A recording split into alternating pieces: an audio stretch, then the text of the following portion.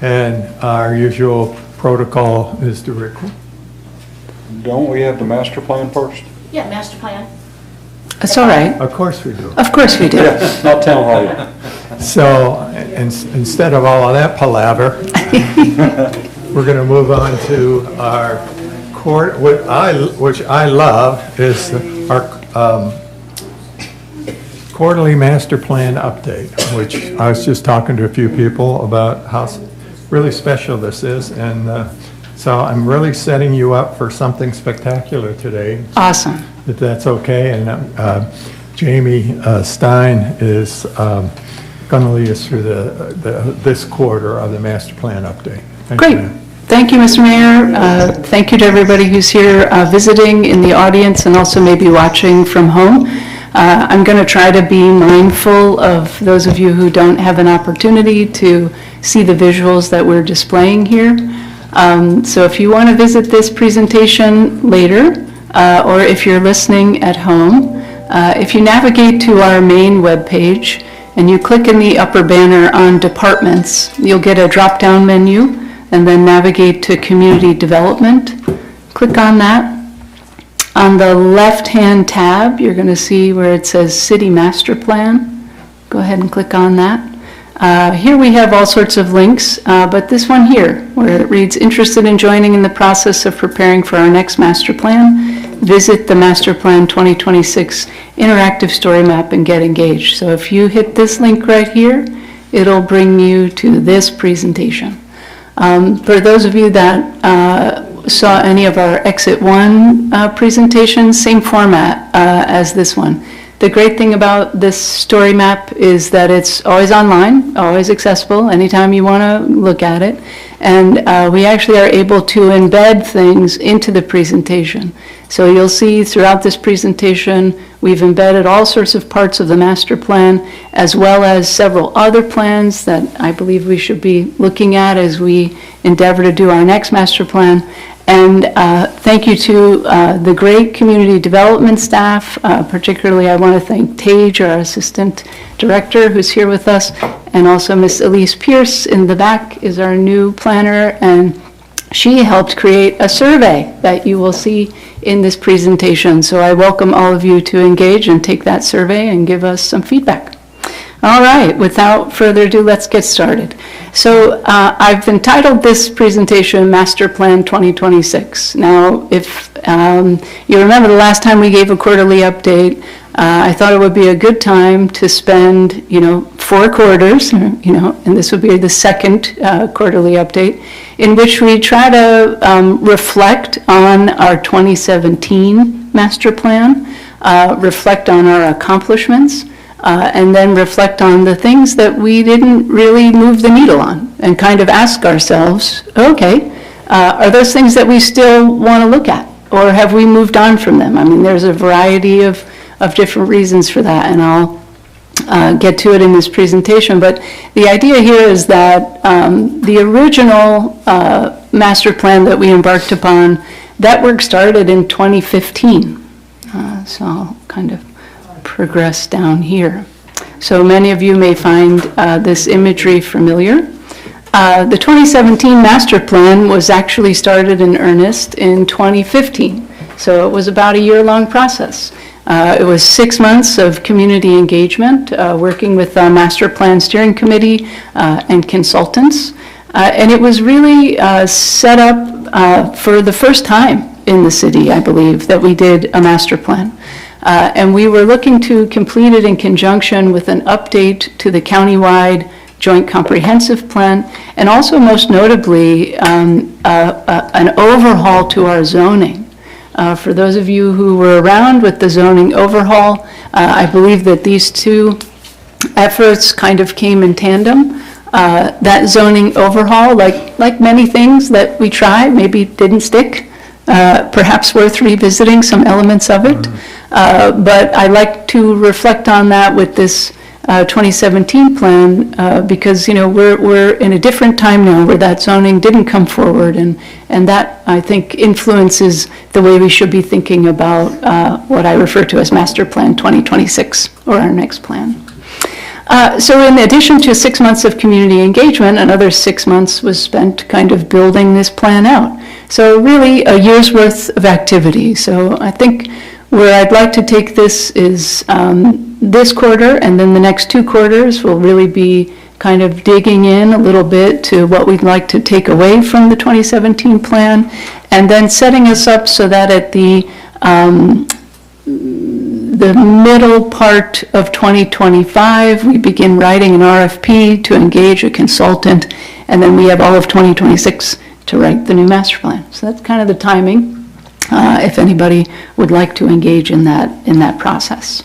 Again, as I described in this presentation style, you can get it online whenever you want. You can go and peruse. And then when you see these boxes here with these little thumbnail pictures, if you just click on that, it'll take you right to a download of the plan. So all of the plans are embedded in this presentation. Great. So any of you who have looked at the 2017 master plan, there's a very, I think, innovative element to it, close to 10 years old, but still. We put pen to paper with this idea of a community work program. And the community work program is about 95 action items that we have separated into categories like economic development, transportation, city facilities, education. And within those buckets, we listed out these action items. And so the action items, as you can see here in the graphic underneath this, there's a brief description of what the action item is, and then we designate a time frame. Is this something that we would like to do immediately? Is this ongoing? Is this short-term, long-term? And then we give it a priority ranking. Is this something that we've been working on and is still in progress? Is it high priority? Is it low priority? And then we task some leaders, some folks who might lead this. You'll see a lot of community development in there for CD, but also Public Works, St. Mary's Police Department, Finance, HR, the Fire Department, the CVB, the DDA, the DASM. So we kind of name all of the active parties that are engaged and working to make our city a great place. And then we think about potential funding. So what I did in this preparation for this master plan is this quarterly update, is I wanted to go through and take a comprehensive look at all 95 items. And the quarterly reports that we've been giving, I'm sorry, I'll pause here and I'll say on this page, embedded within this, is the actual work program itself. So if you want to go in and you want to look at all 95 items as we've listed them, this is where you would do that.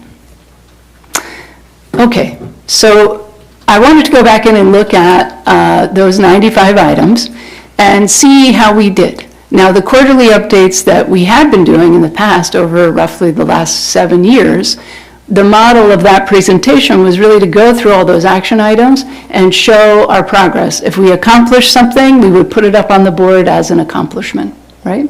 What's a little bit different about what we did recently is we looked at all of them, and then the Community Development Department kind of went through and gave 3 labels. We talked about whether it was no action was taken on the item, or whether it was ongoing and active, or it was complete. So Elise worked with me to try to come up with a few interesting graphics. So this one I really love. This is something that's called a rose diagram. And the cool part about it is that you can kind of right away, you can see that there are certain categories within our action items that we seemingly prioritized because we created a lot of action items related to that category. So I'll take a step back here. All of the 95 action items are grouped under certain categories, right? So military relationship, technology, education, transportation, economic development, land use, housing, natural and cultural resources, city facilities, services and funding, resiliency, and community health. So think about a kind of an inverted pie chart, if you will, starting in the center and going out. The outwardmost ring is 17. And so if we think about this in this way, economic development, I believe, had the most action items that we've listed in the community work plan, and that was 16 items. So right away we're seeing from this graphic that transportation economic development, and city facilities, services, and funding were top of mind, or perhaps the most interested elements, or maybe it just happened that we wrote a lot of action items. I'm not sure, but I wasn't here for that process, but that's kind of the takeaway. We devoted quite a few action items to these areas. Then if you look at the graphic in the middle, you'll see this sort of orange representation. And the orange representation is action items that we didn't take any action on. So in the last 7 years in quarterly updates, we can say that we didn't take any action on those items. And then the beautiful rose diagram kind of loses its punch a little bit because it gets a little difficult to understand. So we looked at it a little bit differently. If you look at the graphic on your left, a simple bar chart, again, we've taken the same data. So if you notice running along the, help me out with the algebra, the x or the y-axis, the bottom row there, if you're looking at the bottom row, thank you. You're looking at the bottom row, that's 0 through 17. So again, that's the number of action items in that category. So again, we can kind of see a little bit differently here. Economic development is out at 16. City facilities, services, and funding is out at 16 as well. Transportation is out there too. And we'll see that land use was another big category. So then if you shift to the graphic on the right, what we're trying to show here is, again, what that rose diagram was getting to, but I think it's a little bit simpler to understand. Green is complete, okay? So of all, and then again, look at the y-axis, it changes a little bit. It's not 17, it goes out to 9. So if we think about the 16 action items of economic development, we fully completed 7 of them. Great, good job. We are doing ongoing, working with, or are actively engaged in 5 of them. And we didn't touch 4 of them. Okay, so that's kind of how this graphic works. And so you can see that in land use, we had, I think about, if we convert over here, we had 13 items that we were working on. 7 of them we completed in full. About 1 is still ongoing, and quite a few, 5, that we didn't take any action on. So that's kind of, that begged the question for me. Perhaps this is a good time to reflect on, what did we accomplish, and what did we not take any action on, and why? So the next step of the analysis was to kind of look here at where did we make progress. And I think it's super important to reflect upon all the many, many accomplishments that the city has achieved over the last several years. We set out to create a plan to revitalize Midtown, right? So the Midtown Renaissance and Strategic Visioning Plan will begin in January of 2025. And I am very excited to engage in that with our Main Street office, and that will be done in conjunction with the Carl Vinson Institute with the University of Georgia. So super excited to get that started. Another item that we had as an action item was to perform a market study for the St. Mary's Airport property to determine the highest and best use and to establish appropriate zoning. Well, not only did we do the market study and we did the zoning, but then we went and we created the Commerce Park. And guess what? The Commerce Park is open for business. You will have seen Specialty Steel Structures and Griffin Lumber is starting in there. And we have a very exciting, billion square foot media campus that's looking to site there too. So lots of great stuff happening there. Another action item, work to maximize docking opportunities along the St. Mary's waterfront. Done. Gateway Marina is open. And we also have some private docks that are going through the process of rebuilding. Okay. Update and modernize programming at the Senior Center. This is perhaps one of our shining examples. We did that, and we moved it to the new building. We have an incredibly robust program for our seniors with a great new lunch program, and we've just hired a fantastic new director. What else? Update water, sewer, and stormwater master plans. Done. We completed that in June of 2024. Identify funding for the implementation of the Tabby Trail. Done. We did that with the Georgia Outdoor Stewardship funding secured. And then lastly, one of the other ones, and this isn't at all exhaustive, I didn't want to bore you for like reading through, however many completed tasks, but I just took a few of the highlights.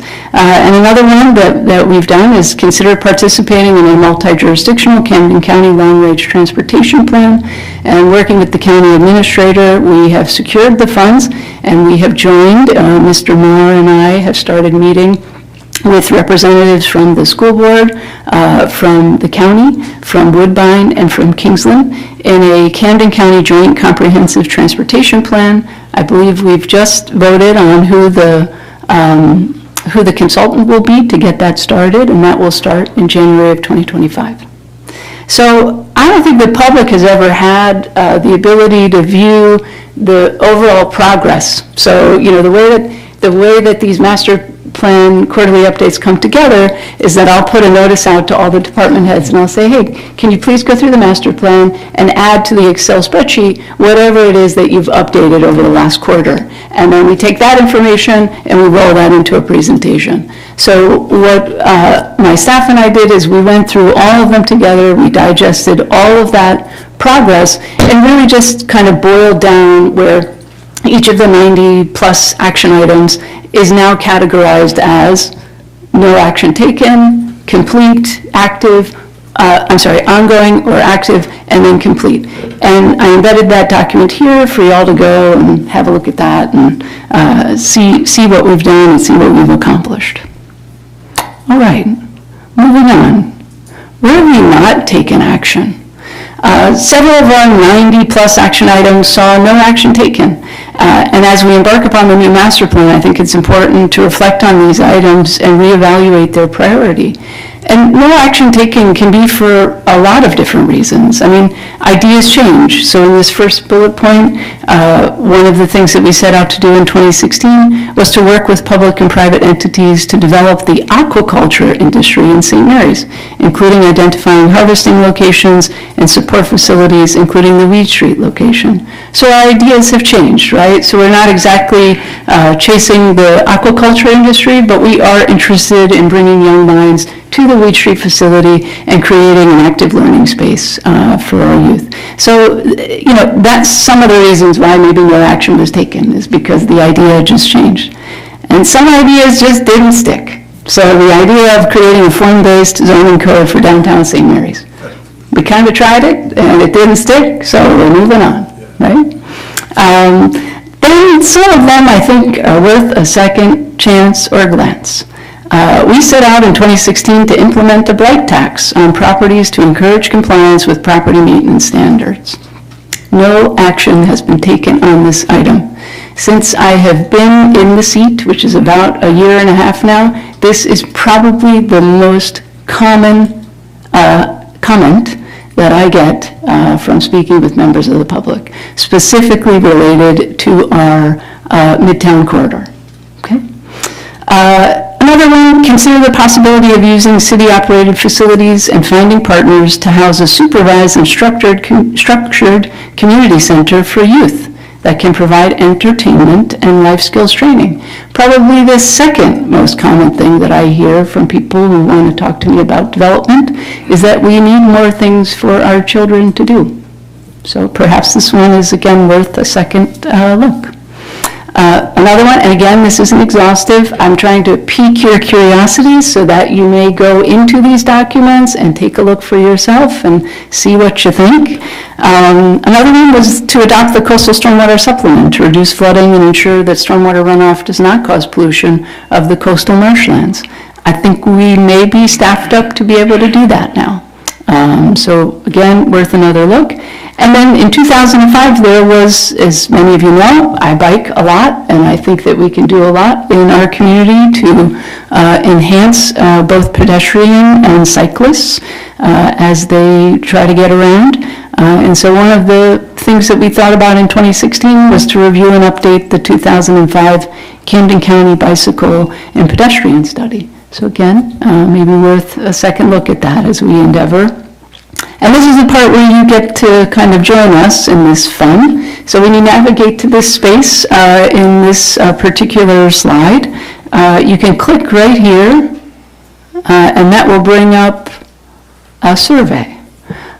So here, what we did is we actually took all of the items that were completed, and we took them out of the action item list. All of the ones that are either no action taken or are ongoing, active, planned, we asked for you to rank them. 1, meaning that this action item is not important to you or the community, and 5, meaning that this action item is of utmost importance. So it's a lot of questions. It's about 60 some odd questions, I think is what Elise informs me. But it's a start at beginning to look at from the community, which of these items still resonate, which should we still be working on, which of them are you no longer interested in. And so if you would, you can go and complete that. And I think also we'll be doing some outreach to all of our boards and authorities, sending them this presentation, sending them this survey so that they too can chime in, because I'm imagining that a lot of these action items came from our boards and commissions and authorities and council members. So to be able to go back in there and look at these items and give them another ranking. And really, so what is the goal of that? Really the goal of that is to begin engaging a larger community than what we have assembled here in thinking about the new master plan. And I think also celebrating a lot of the things that we've accomplished and beginning to think about the things that, for whatever reason, we didn't take up the torch and take some action on it. So lastly, I'll just leave you with this page here. So the master plan itself references, probably about 5 or 6 other plans. I couldn't find the 2005 Camden bicycle and pedestrian plan. Anybody got that one? Okay, thanks, Mr. Riley. We'll add it to this. But what I wanted to do in this presentation is consolidate all the plans that I could get my hands on that we reference in the master plan itself. And the idea here is that all of these plans should be revisited and reincorporated and integrated into our next master plan. So I think the idea is that we have many plans to reflect on and take from. So the 2017 master plan references several other city and county plans. That would include a specific transportation section of the master plan and a transportation study that was done in 2017. Also a very beautiful Carl Vinson downtown revitalization and strategic vision plan that was done, and I think the Main Street manager and I are constantly going into that to come up with creative ideas, and we're hoping that we get an equally beautiful plan out of the Midtown, same group, Midtown RSVP. We also did a flood and resiliency plan, and that is referenced in our master plan, and you should continue to look back into that. And then Camden County has a hazard mitigation plan that is part of our National Flood Insurance Program requirements. That's parts of our community rating system requirements. But it's also recently had an update in 2021, and we reference it in our master plan. So with that, that's the end of the presentation. Again, this is all available online, and I hope you will join us in engaging and taking that survey, and I'm happy to take any questions. So why don't we start with... Can you hear me? Why don't we start with the council, just to see, and also staff comments, and then we'll invite the public to ask some questions about this. So some of you were involved in this way back when, and some weren't, but you've been living it for your time on the council. So I would ask if you've got any direct comments for Jamie and the staff about this, and where we were and where we've come from and where we're headed. Yeah, I'll just say I'm glad to see that you referred back to the master plan that we did back in 2017, and it was an exhaustive effort by all, and included several subcommittees under each one of those areas that did an extensive amount of work and brought lots of the questions back that we have in there. And I hope that we're planning to sort of do that as we go forward with this, because the value of that plan was really all the input that we had from the citizens, and we developed the plan to reflect what the important things were to the citizens as well to us on, this side of the dais. So very, very happy to see that. So, yeah. I think the master plan itself does have a kind of an acknowledgement section where we could easily kind of go back in our outreach and contact those folks and try to ensure that that master plan steering committee, kind of re-engages. Yeah. I'm sure some of them are no longer with us, but Okay. there are several people that are, like they were at the time, they'll be interested in it at this time. So, yeah, it really pays off a lot. And the community engagement in that thing, I think, was really the success.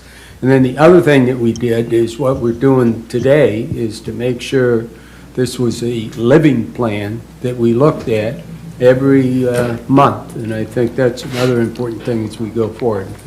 Yeah, that's an excellent question. I'm glad you raised, or excellent statement. I'm glad you raised that. The next quarterly update, what I'd like to really do is focus on something I've heard from a lot of departments and something that the Community Development Department is already actively working on, and that's the creation of metrics, right? So if you think about some of these action items, I'll take, for example, this one.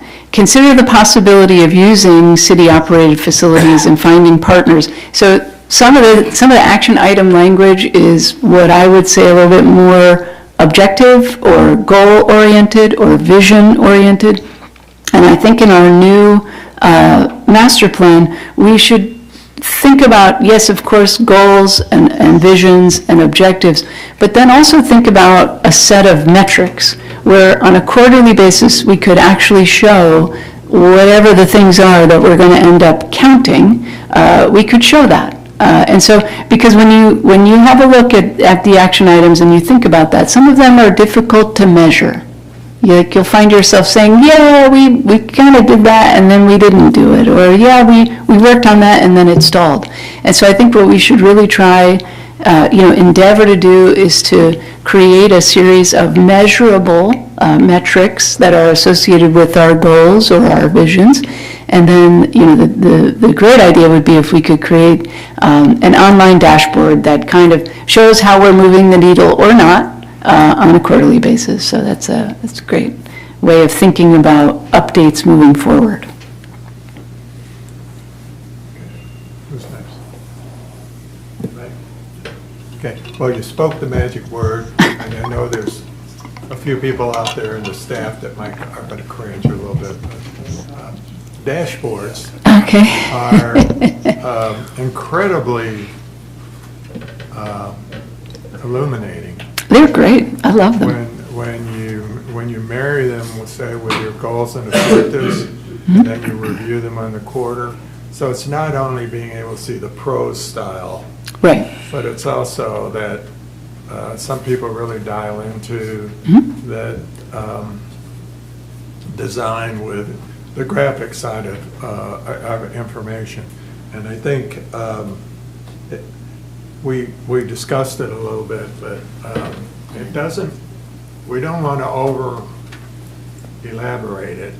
I think it needs to be straightforward, understandable for sure. everybody, but I do think that dashboard linkage metrics for communication but may also make maybe the updates easier for you and your staff.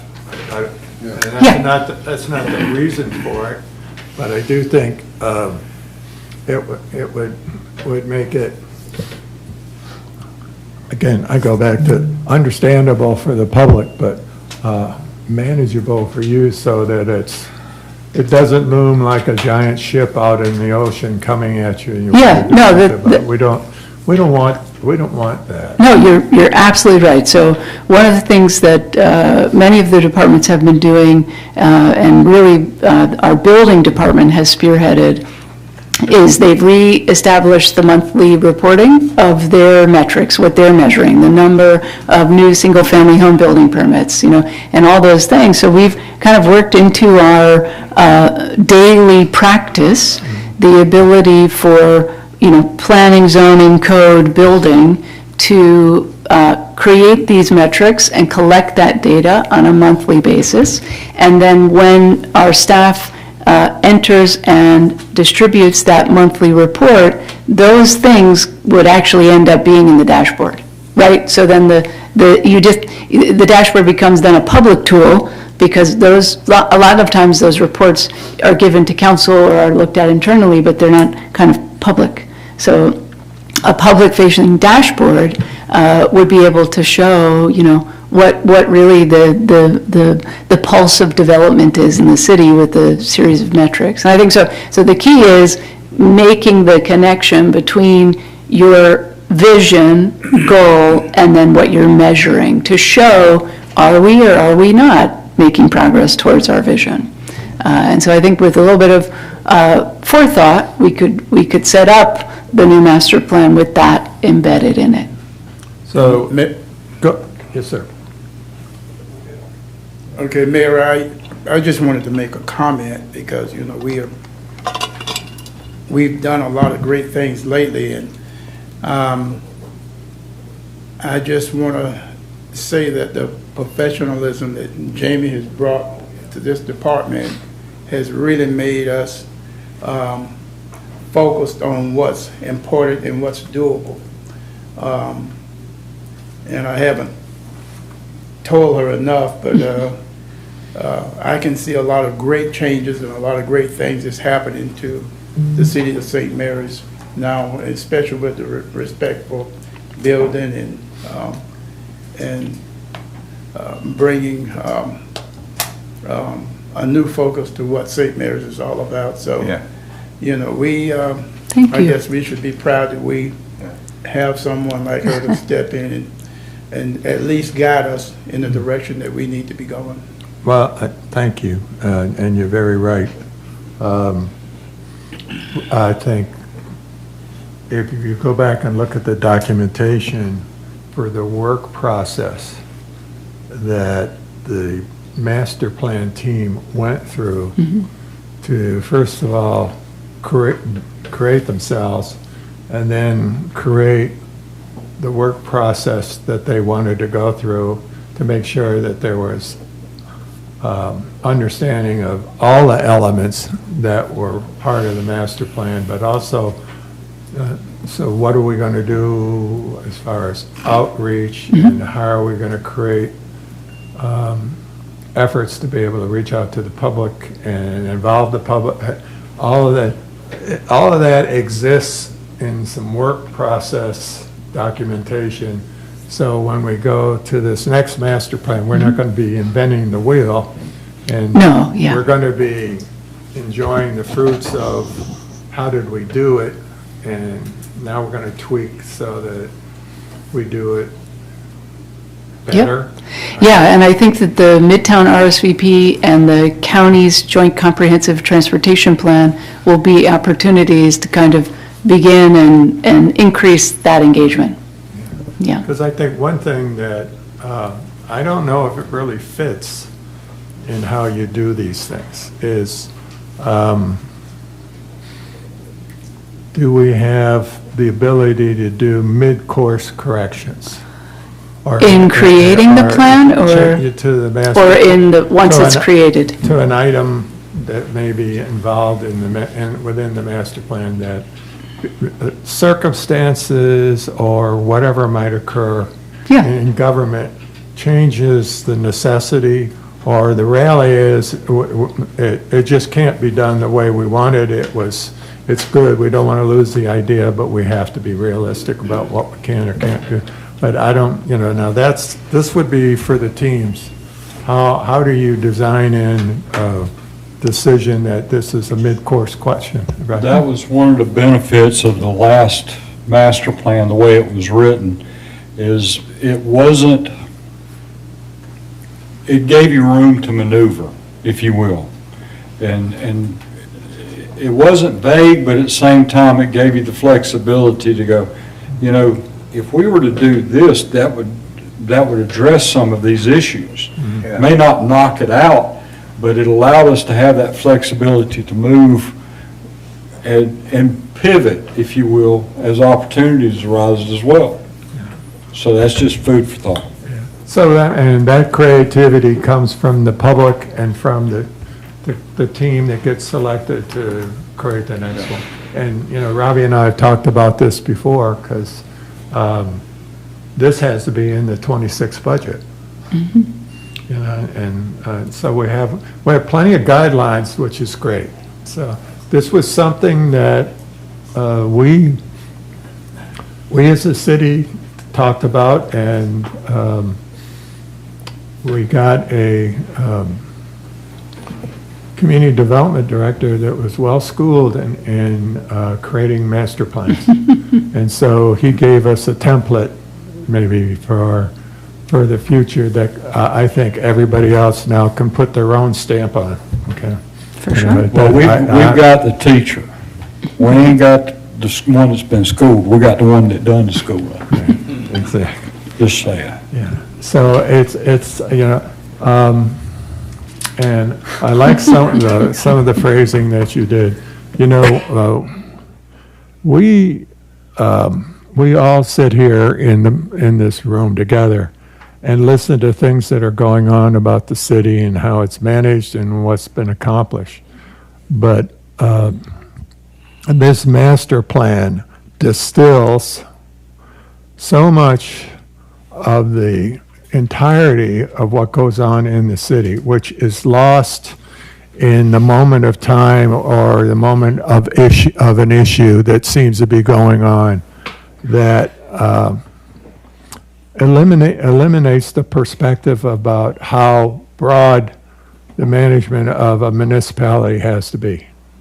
And so that's why I think how we decide as we're doing the master plan in the future, based on the quarterly reviews or something, how do we keep the public advised about the scope of the master plan, but the scope of running a municipality, and then it's not always about one particular item that appears on some regular basis with people that have a question about it, you know, and they get, they're corrected. But the thing, I think I step back and go, this is all about positivity. Yeah, And Very positive. if we do not take pride in, and I had this conversation with somebody out now, and it's just a little loud. If we do not take pride in our community and what it's trying to accomplish, it may not accomplish it every time, but they work on it and they identify, how many other towns have this? You're right. I really say, you know, and so it was, innovative is not the word. Lots of people have master plan. But we finally said, we're large enough as a community. We need to be doing this. Where are we going? And it's a good thing because look what's happening. yep, absolutely. And we're waiting for some of our friends who, you know, wanted to develop things. They're taking their sweet time, and you know, we'd like them to go faster, but they're private enterprise, and we can't make them move any faster. But on the other hand, we've also taken the initiative, i.e. in downtown and in exit one was very much a interesting collaborative piece of work to get to that point. And then a lot of that came out of the thinking that was created by listening to the master plan on a regular basis and thinking about, is this where we want to go? You know, and we were nimble. I'm sorry, it sounds like a long-winded, but it's meant to be. It gave us flexibility and I think broad-based thinking about what we're going to do with the Renaissance plan and St. Mary's Street. And I think that gave us a lot of creative ideas about the fact that we don't have to do it the way maybe we're used to, but we need to be respectful. And, we always want to do that. But I'm back on the positivity. If we do not talk about what is good about this city internally, and know we recognize our deficiencies and what we need to work on. But from a holistic standpoint, the master plan surely points out the scope of what it is that we do here in the city. The public and the staff, both. And it's very important that we all understand that we are the spokespeople for the city of St. Mary's. And if you don't recognize the value of the city, then I think you need to reassess that. And look at this master plan right here. It's a fine example that maybe can reset your understanding about what's their priorities, yes. And sometimes they're more immediate because it's outside your door and you need it fixed. We understand that. But long term, what do we want? How are you strategically going to drive the city? Do you want a plan or do you not want a plan? And I, for one, want a plan. So, end of message. Anybody else? Okay, sorry, folks. Yeah, I mean, one of the points that you made about flexibility, Mr. Mayor, I think is really important. I mean, when I looked at this diagram and I was like, what is that little itty bitty blip of a thing right there? That's housing. Yeah. And I just, you can have the very best intentions.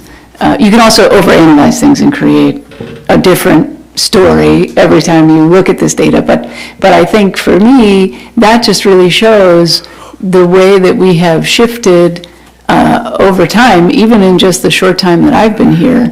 And, not only did we get into the Georgia Initiative for Community Housing, but I feel like we've got a group of 20-plus people that meet on a monthly basis to talk about affordable housing. And we've moved that needle in the span of a year.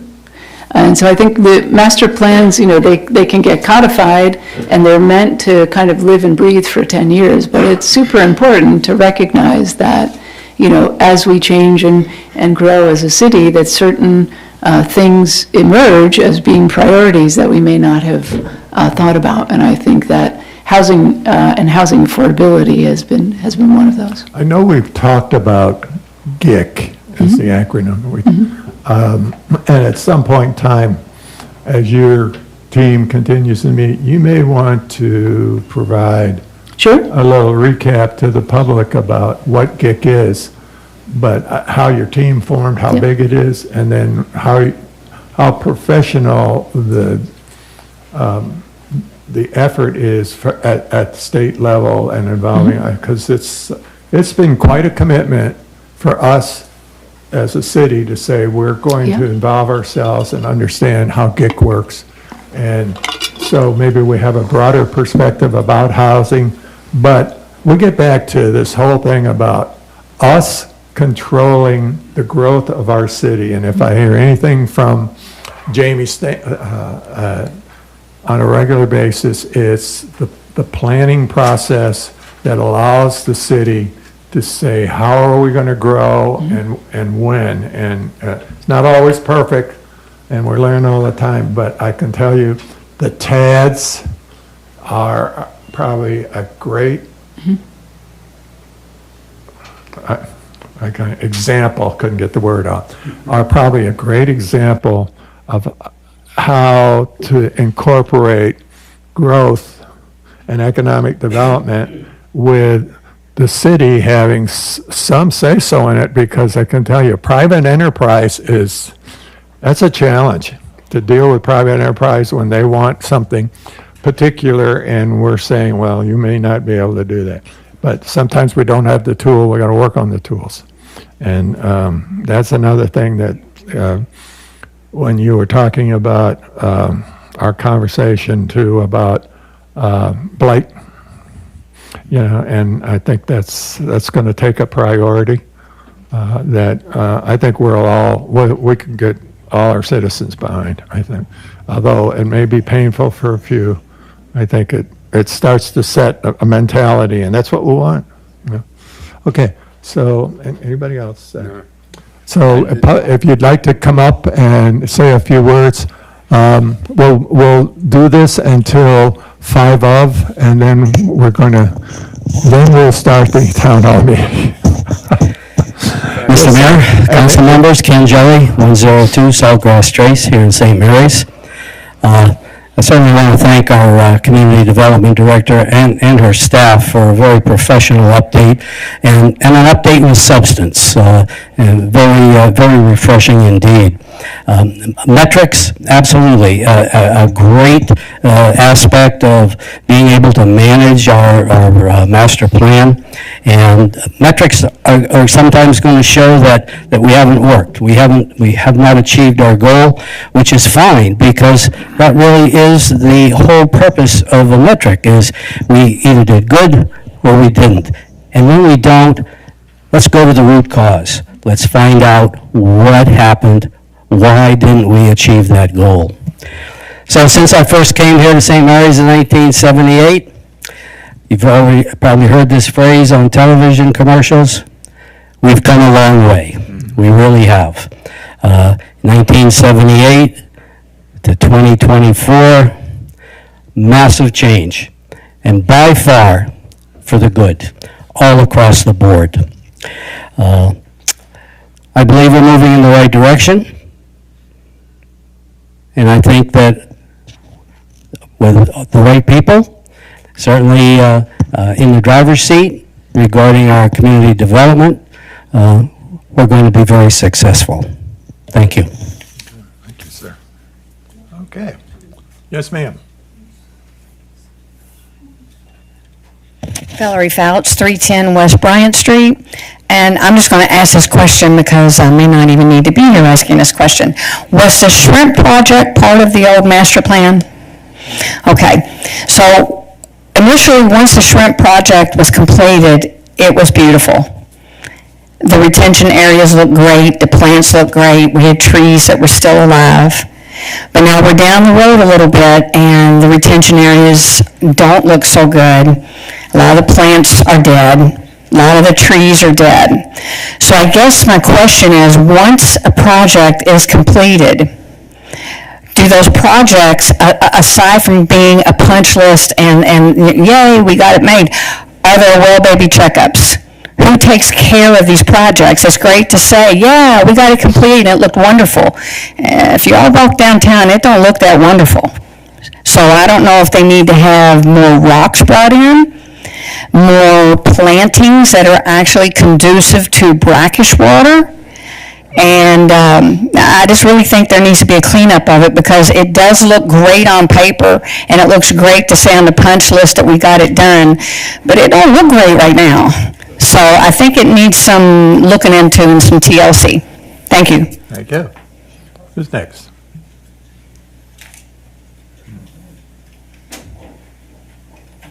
Yes, sir. Larry White, 102 Silly's Court, yes. Is that a fresh peach? It's today's. I voted today. Wanted to make sure. When I voted in St. Mary's at If I may. the Welcome Center, and when I voted, there was 1,150 people that had voted this week at the Welcome Center in St. Mary's. And it should be higher. Just commenting that he's wearing his peach, folks. Jamie, one of the things I'd like to keep informed, you talked about the public doing surveys. Okay, when you start that, you need to keep track of those surveys and use the information from those when you develop the new master plan. And when you do working and developing a new master plan, you should keep the public informed and say, this is a percentage of information came for this new item or continuation of an item that came from the surveys. And somehow, just putting the survey on the website, you're not going to get a whole lot of input from the public. I think that you need to find some means of distributing those surveys other than on the website for the... Yeah, but great point, Mr. White. I think the start will be with all of our boards, authorities, and commissions, and a direct ask that they go on and they complete it. And the great thing about this software is that it will tally. So let's say, and then we can group it and look at it. And I like the way you did your update tonight for the master plan. I think that really, rather than listing different sections or chapters of the master plan to discuss on an update and picking a certain, dividing it by 4 and doing that for the quarterly, if you picked on the high priority items that you've got in the master plan, and if you can talk about those during your update. I know the rest of the things are important, but the public may want to know if you pick a high priority item, what it is, the progress is on that high priority item. Great, thank you. Thank you. Sir? Yes, sir. Ma'am. Excuse me, I have a cold. Christine Adamo, 901 N Street, here in St. Mary's. I have to give kudos to our community development director and all her staff, including Mr. Tage. This is a remarkable achievement, having software that's interactive with the public. Not only that, but it reflects comments and suggestions that have been brought up by residents at past council meetings. So there's implementation of what people are bringing as solutions. Kudos multiple times. I'd like to suggest that we don't rely on quarterly meetings to bring this information forward.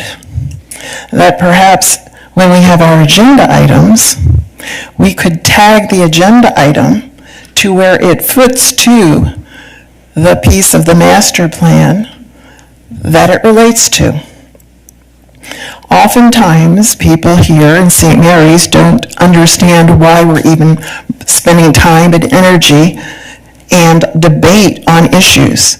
But if we understood them to be key and part of our master plan, we can revert back to this document, relate it to the discussion, and also perhaps bring additional comments and suggestions forward so we could engage many more of us who might have different experiences than council members or staff.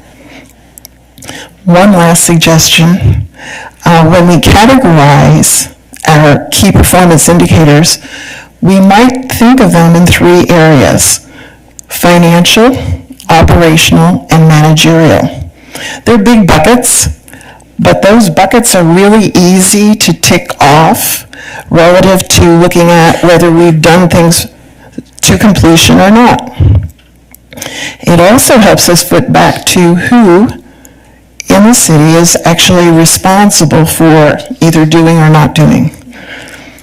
And they're kind of big pieces, but those of us that live here can understand simple terms like financial, operational, and managerial. And once again, thank you for all you're doing to really make this plan come alive. Excellent work. Okay, all right, so just a couple minutes, if you would. I'm only going to say one word. Okay. Your master plan, You- who's funding this? I mean, for 6 years, Do we have your the name taxes and has gone address, up. And while we can have a master plan, that who has a budget and they have a master budget in which their budget is over what they can make. I don't understand that particular. Hey, could you give us, sir, could you give us your name and address, please? Oh, I'm sorry. Richard Gamble, 107 Dilworth Street, St. Mary's, Georgia, Thank you. since November 2002. Okay, well, thank you, Mr. Campbell. We will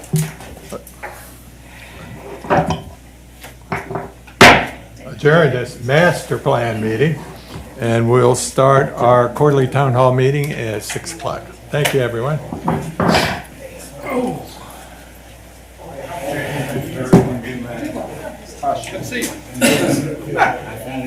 saw you on my camera, but I didn't see you. I went by your house. Jared, oh, you did? My truck be in.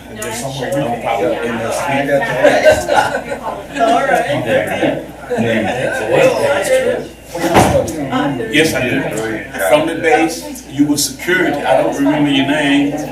We're just getting started. You were like them. It's a little crazy, but that's okay. Then,